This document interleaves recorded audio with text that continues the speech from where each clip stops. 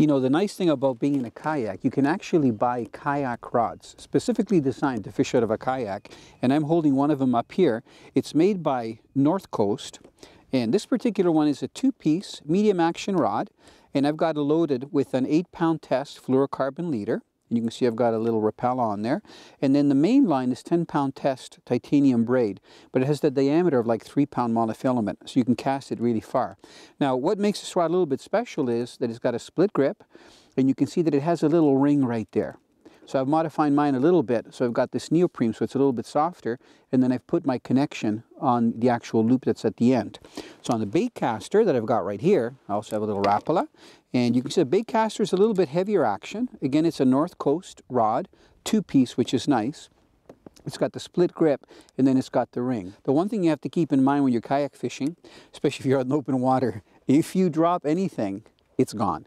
So, over the side I mean. So you got to be very careful that your paddle has a lanyard, and you can see right here on the paddle that I've got a lanyard, and it's longer, it's maybe about 4 feet long.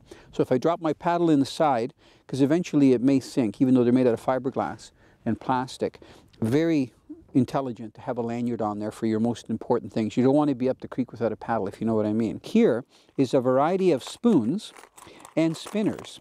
Some of the most popular spoons are very small, and they're almost diamond shape. So here's one here. You can see that these are stamped. This is the Lucky Strike Baitworks company that makes these. This is probably one of their most popular models, especially for trout, the one that's got this pink color, black and green. So the size is very important when you're fishing for trout, even 4 or 5 pounds. You don't want to use too large of a lure. So spoons that are about 1/4 to 3/8 ounce, like this one, and I've got a whole variety of them here. Here's a longer one that's got more of a minnow shape.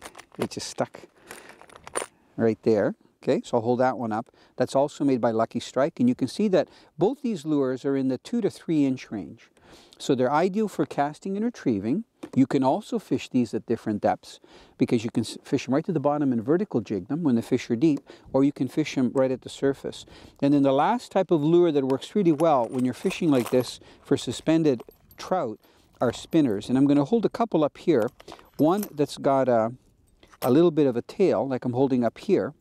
And then one is the original Vibrex, which I've got in this hand. That's the number 3 Vibrex. So these spinners are ideal because they create a lot of vibration and action where they're going through the water and flash from the blade. So one's got that little bit of a hackle on there to track the fish. This one doesn't.